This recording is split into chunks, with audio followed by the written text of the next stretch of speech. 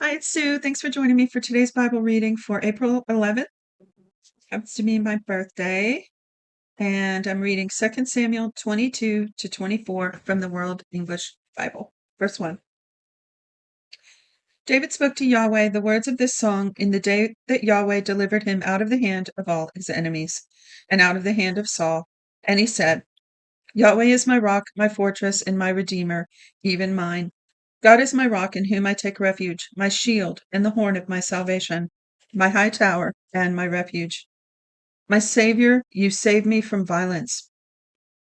I call on Yahweh, who is worthy to be praised. So shall I be saved from my enemies. For the waves of death surrounded me. The floods of ungodliness made me afraid. The cords of Sheol were around me. The snares of death caught me. In my distress, I called on Yahweh. Yes, I called to my God. He heard my voice out of his temple. My cry came to his ears. Then the earth shook and trembled. The foundations of heaven quaked and were shaken because he was angry. Smoke went up out of his nostrils. Consuming fire came out of his mouth. Coals were kindled by it. He bowed the heavens also and came down, or bowed the heavens also and came down. Thick darkness was under his feet. He rode on a cherub and flew. Yes, he was seen on the wings of the wind. He made darkness a shelter around himself, gathering of waters and thick clouds of the skies. Now, what was David seeing here? It sounds like he had a vision of God in his holy chariot.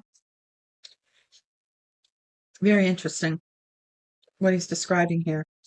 Definitely not something earthly, even though it has some earthly attributes. Very interesting. I want to read just that little part of the description again.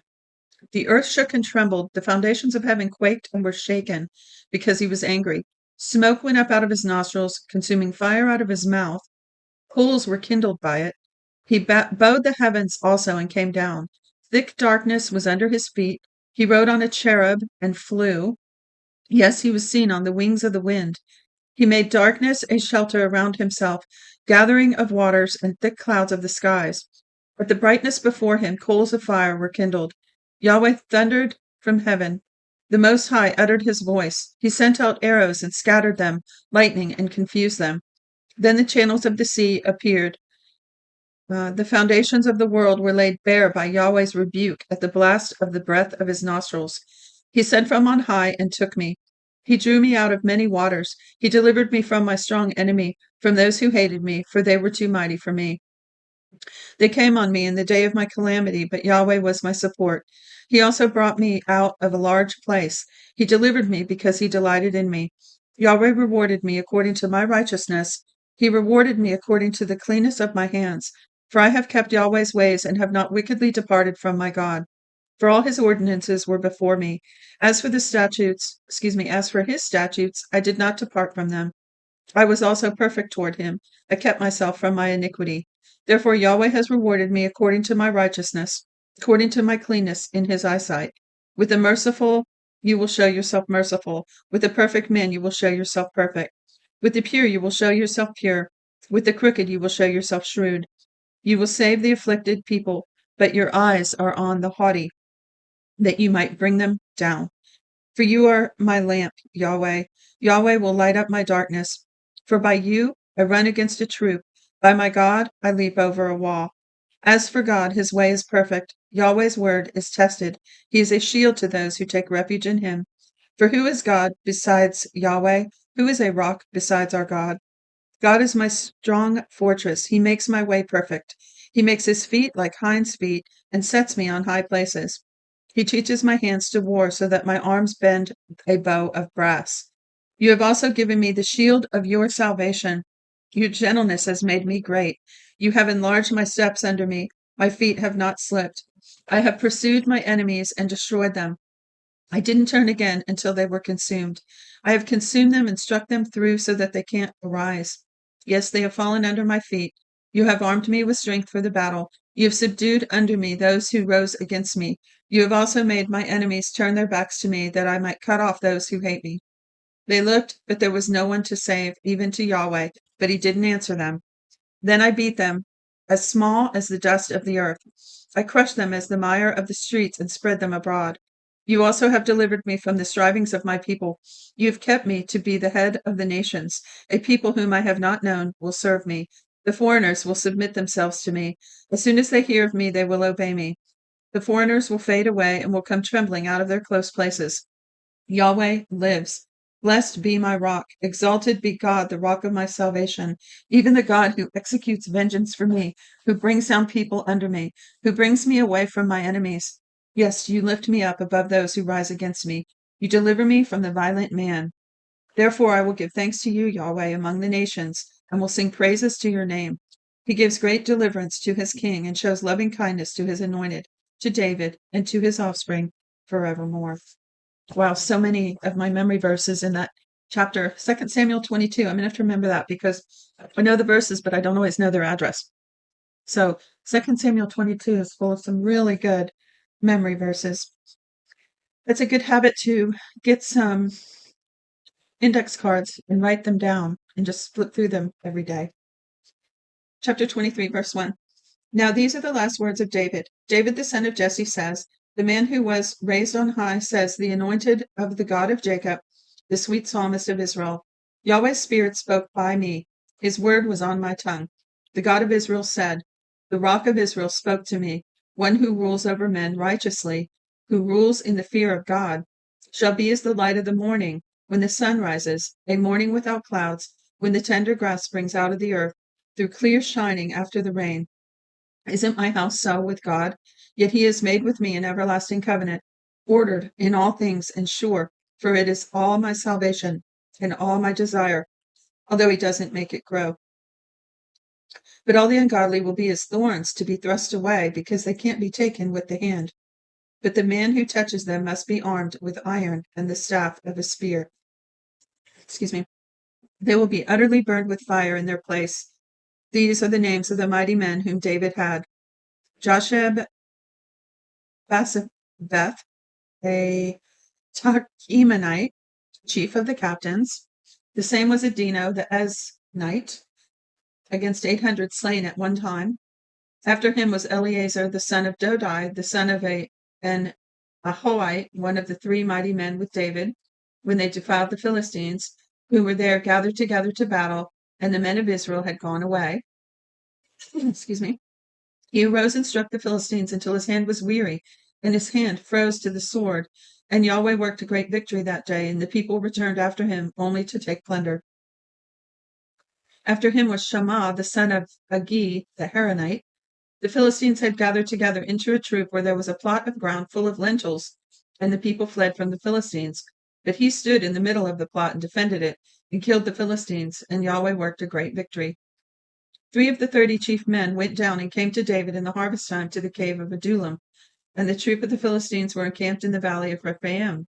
David was then in the stronghold, and the garrison of the Philistines was then in Bethlehem. David longed and said, oh, that someone might give me a drink from the well in Bethlehem, which is by the gate. The 3 mighty men broke through the army of Philistines, drew water out of the well of Bethlehem that was by the gate, and took it and brought it to David. But he would not drink it, but poured it out to Yahweh. He said, far be it from me, Yahweh, that I should do this. Isn't this the blood of the men who risked their lives to go? Therefore he would not drink it. If only we could have this kind of honor in our society today. He recognized what was sacred. Okay, where did I leave off? The 3 mighty men did these things. Abishai, the brother of Joab, the son of Zeruiah, was the chief of the 3. He lifted up his spear against 300 and killed them, and had a name among the 3. Wasn't he most honorable of the 3? Therefore he was made their captain. However, he wasn't included as one of the 3. Benaiah, the son of Jehoiada, the son of the valiant men of Kabzeel, who had done mighty deeds, killed the 2 sons of Ariel of Moab.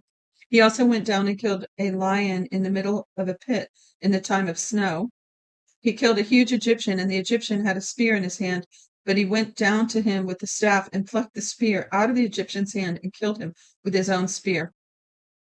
Benaiah the son of Jehoiada did these things and had a name among the 3 mighty men. He was more honorable than the 30, but he didn't attain to the 3. David set him over the guard. Asahel, the brother of Joab, was one of the 30. Elhanan, the son of Dodo of Bethlehem. Shema the Haradite. Alika the Haradite. Helez the Paltai.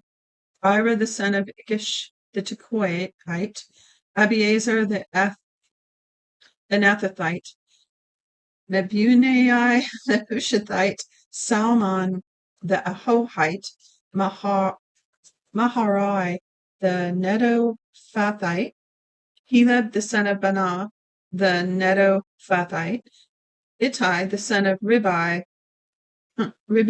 of Gibeah of the children of Benjamin, Benaiah a Pyrahonite, Hiddai of the brooks of Gosh, Abiaban the Arbathite, Asmapheth the Barhumite. You have to sound these out slowly, they're terrible.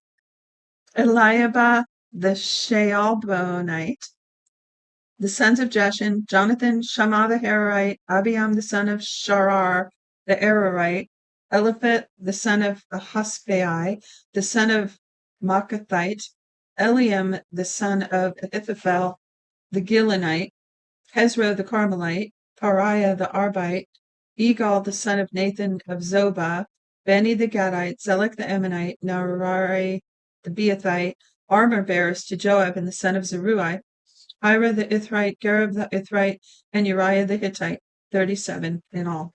Wow. All right, last chapter. And this is actually the last chapter of the whole book. Chapter 24, verse 1. Again, Yahweh's anger burned against Israel, and he moved David against them, saying, Go, count Israel and Judah. King said to Joab, the captain of the army who was with him, Now go back and forth through all the tribes of Israel, from Dan even to Beersheba, and count the people, that I may know the sum of the people. Joab said to the king, Now may Yahweh your God add to the people, however many that he may, 100 times, and may the eyes of the Lord and the king see it. But why does my lord, the king, delight in this thing? Notwithstanding, the king's word prevailed against Joab and against the captains of the army. Joab and the captains of the army went out from the presence of the king to count the people of Israel. They passed over the Jordan and encamped in Aor on the right side of the city that is in the middle of the valley of Gad, and to Jazer. Then they came to Gilead and the land of Tatim, Hodshi, and they came to Dan Jaon and around to Sidon, and came to the stronghold of Tyre, that's up north, and all the cities of the Hivites, and the Canaanites, and they went out to the south of Judah, at Beersheba. So when they had gone back and forth throughout the land, they came to Jerusalem at the end of 9 months and 20 days. Joab gave up the sum of the counting of the people to the king, and they were in Israel 800,000 valiant men who drew the sword, and the men of Judah were 500,000 men. David's heart struck him after that he had counted the people. David said to Yahweh, I have sinned greatly in that I have done in that which I have done. But now, Yahweh, put away, I beg you, the iniquity of your servant, for I have done very foolishly. See, so what's the contradiction here that it says God told David to do it, but then Joab thought it was a sin, then later David thought it was a sin. So I'm not sure about this. I don't know if anybody understands this contradiction. Maybe so. It could be in the translation. I don't know. I haven't read any commentaries on it, but I'm not saying I tried that hard. So it says, But now, Yahweh, I pray, I beg you, the iniquity of your servant, for I have done foolishly. When David rose up in the morning, Yahweh's word came to the prophet Gad, David's seer, saying, Go and speak to David. Yahweh says, I offer you 3 things. Choose one of them that I may do it to you. So Gad came to David and told him and said, Shall 7 years of famine come to you in your land? Or will you flee 3 months before your foes while they pursue you? Or shall there be 3 days pestilence in your land? Now answer and consider what answer I shall return to him who sent me. David said to Gad, I am in distress. Let us all fall now into Yahweh's hand, for his mercies are great. Let me not fall into man's hand. So Yahweh sent a pestilence on Israel from the morning even to the appointed time, and 70,000 men died of the people of Dan, even to Beersheba. When the angel stretched out his hand toward Jerusalem to destroy it, Yahweh relented of the disaster and said to the angel who destroyed the people, It is enough. Now withdraw your hand. Yahweh's angel was by the threshing floor of Araunah the Jebusite. David spoke to Yahweh when he saw the angel who struck the people and said, Behold, I have sinned and I have done perversely, but these sheep, what have they done? Please let your hand be against me and against my father's house. Gad came up that day to David and said, Go up and build an altar to Yahweh on the threshing floor of Araunah the Jebusite. David went up according to the saying of Gad as Yahweh commanded. Araunah looked out and saw the king and his servants coming toward him. Araunah went out and bowed himself before the king with his face to the ground. Araunah said, "Why has my lord the king come to his servant?" David said, "To buy your threshing floor to build an altar to Yahweh, that the plague may be stopped from afflicting the people." Araunah said to David, "Let my lord the king take and offer up what seems good to him. Behold, the cattle for the burnt offering, and the threshing instruments, and the yokes of oxen for the wood. All this, O king, does Araunah give to the king." Araunah said to the king, "May Yahweh your God accept you." The king said to Araunah, or Arana, I don't know, he said, "No, but I will most certainly buy it from you for a price. I will not offer burnt offerings to Yahweh my God, which cost me nothing." So David brought the threshing floor and the oxen for 50 shekels of silver. David built an altar to Yahweh there and offered burnt offerings and peace offerings. So Yahweh was entreated for the land, and the plague was removed from Israel. And that is how the book of 2 Samuel ends.